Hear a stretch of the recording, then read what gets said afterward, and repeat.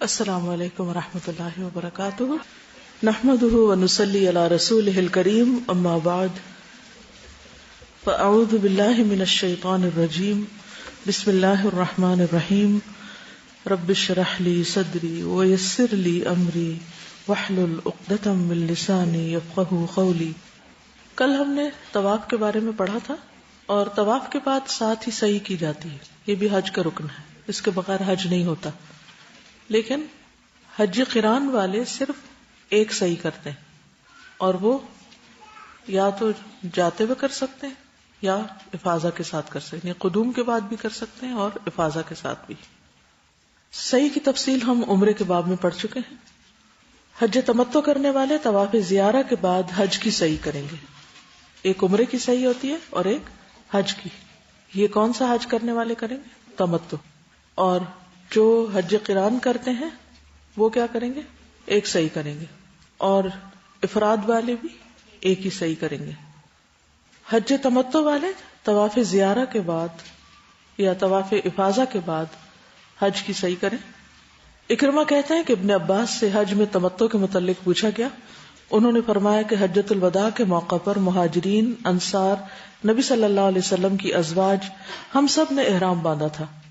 جب ہم مکہ آئے تو رسول اللہ صلی اللہ علیہ وسلم نے فرمایا اپنے احرام کو حج اور عمرہ دونوں کے لیے کرو، لیکن جو لوگ قربانی کا جانور اپنے ساتھ لائے ہیں وہ احرام نہ کھولیں۔ پھر 8ویں تاریخ کی شام آپ نے ہمیں حکم دیا کہ ہم حج کا احرام باندھ لیں۔ پھر جب ہم مناسک حج سے فارغ ہو گئے تو ہم نے آ کر بیت اللہ کا طواف اور صفا مروہ کی سعی کی، پھر ہمارا حج پورا ہو گیا۔ واضح؟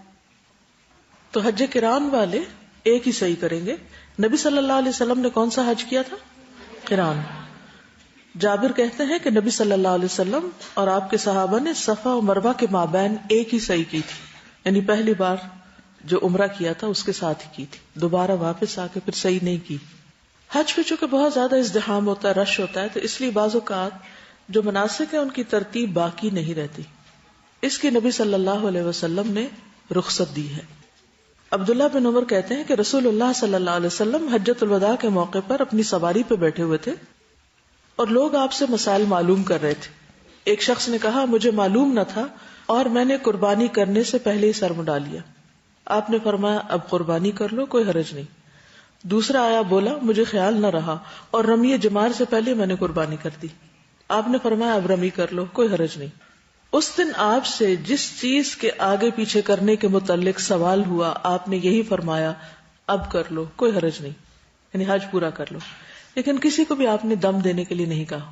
تو یہ واضح رہے کہ ان مناسک میں اگر آگے پیچھے ہو جائے کوئی چیز تو دم نہیں ہے۔ افضل تو یہی ہے، مستحب یہی ہے کہ ترتیب کے ساتھ کیا جائے جس ترتیب کو نبی صلی اللہ علیہ وسلم نے فالو کیا۔ لیکن اگر ممکن نہ ہو کسی وجہ سے تو کوئی حرج نہیں۔ اصل چیز یہ ہے کہ مناسک پورے ہونے چاہیے۔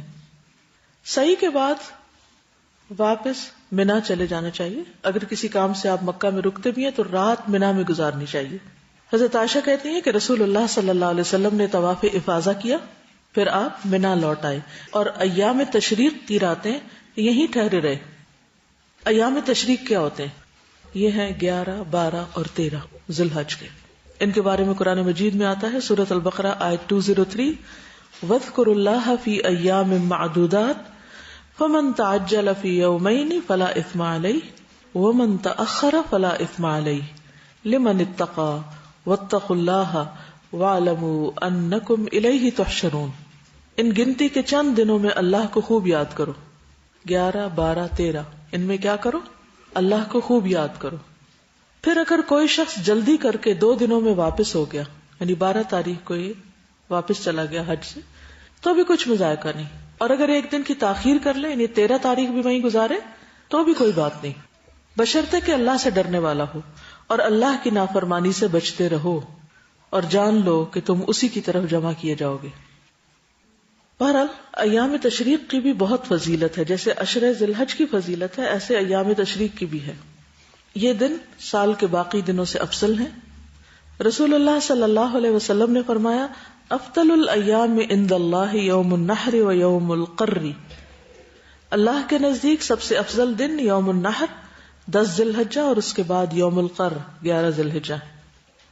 تو اس طرح آلموسٹ ذوالحج کا نصف مہینہ تقریباً 13 دن بہت ہی فضیلت کے دن، اور خصوصاً یہ 3 دن جو ہیں یہ حج والوں کے لیے بہت اہم ہے، باقی 10 تو سب کے لیے۔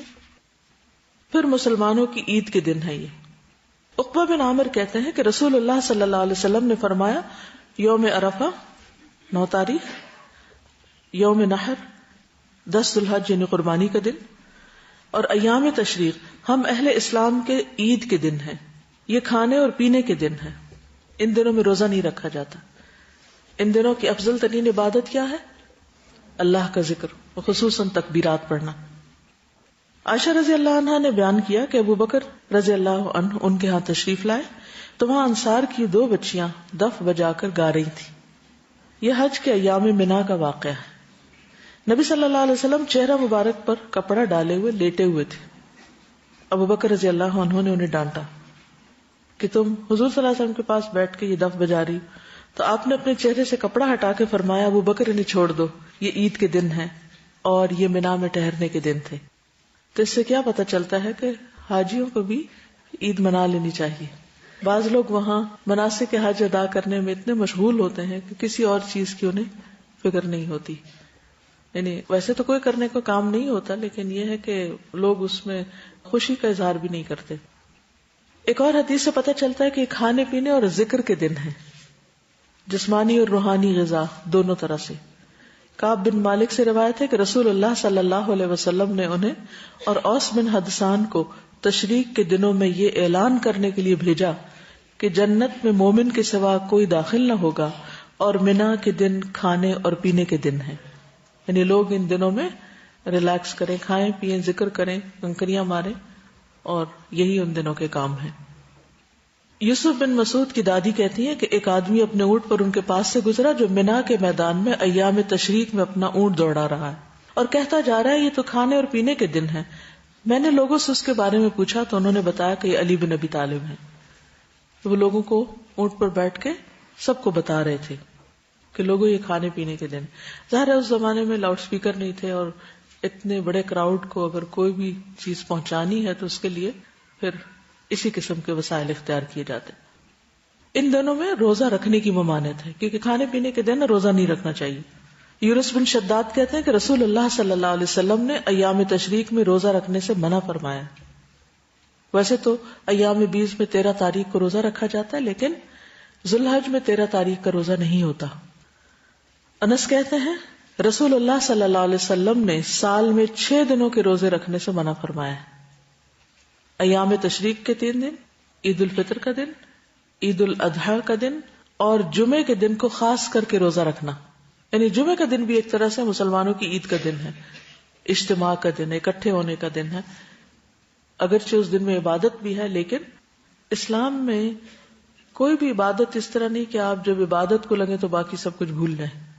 یعنی کتنی حیرت کی بات ہے نا کہ اب مناسک حج ہیں اور وہاں پر کہا جا رہا ہے کہ روزہ نہیں رکھو، عرفہ کے دن آپ نے روزہ نہیں رکھا، اور پھر خصوصی طور پر اعلان کروایا جا رہا ہے کہ یہ کھانے پینے کے دن ہیں، بچیاں دف بجا رہی ہیں، اور عبادت، روحانیت اور جسمانی ضرورتیں ساتھ ساتھ چل رہی ہیں۔ یہ اعتدال قائم کرنا زیادہ مشکل ہے۔ ہم عام طور پر کیا کرتے ہیں، جب ایک کام کرتے تو اسی کے پیچھے لگ جاتے ہیں، دوسرے بھول جاتے ہیں، یا دوسرا کرنے لگتے تو پہلا بھول جاتے ہیں، لیکن یہاں پر آپ دیکھیے کہ دونوں چیزیں ساتھ ہیں۔ ابو مرہ کہتے ہیں ایک مرتبہ وہ عبداللہ بن عمرو رضی اللہ عنہ کے ساتھ ان کے والد عمرو بن العاص کے ہاں آئے، انہوں نے دونوں کے سامنے کھانا لا کر رکھا اور فرمایا کھائیے۔ انہوں نے کہا میں روزے سے ہوں۔ عمر نے فرمایا کھاؤ، ان ایام میں رسول اللہ صلی اللہ علیہ وسلم ہمیں کھانے پینے کا حکم دیتے تھے اور روزہ رکھنے سے منع فرماتے تھے، مراد ہے ایام تشریق۔ ایک اور روایت ہے، ابو شعثاء کہتے ہیں ایک مرتبہ ایام تشریق کے کسی درمیانی دن سے مراد 12 تاریخ ہو سکتی، ہم لوگ ابن عمر کی خدمت میں حاضر ہوئے۔ تھوڑی دیر بعد کھانا آیا اور لوگ قریب قریب ہو گئے، یعنی سب کھانے کے لیے آگے، لیکن ان کا بیٹا ایک طرف کو ہو کے بیٹھ گیا۔ ابن عمر نے ان سے فرمایا آگے ہو کر کھانا کھاؤ۔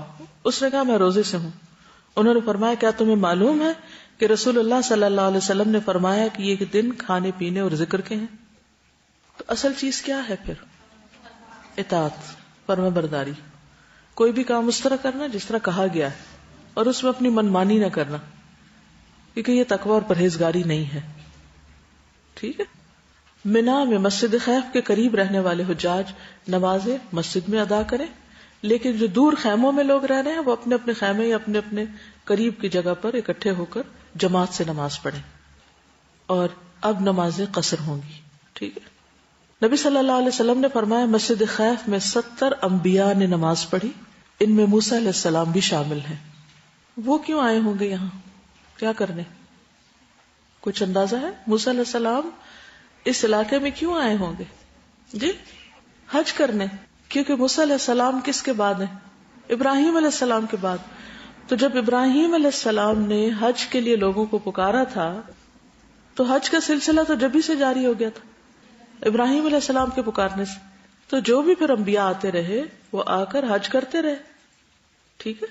اور اس میں آپ نے فرمایا کہ 70 انبیاء نے اس مسجد میں نماز پڑھی اس جگہ پر، اور اس میں موسیٰ علیہ السلام بھی شامل ہے، اور یہ صحیح حدیث ہے.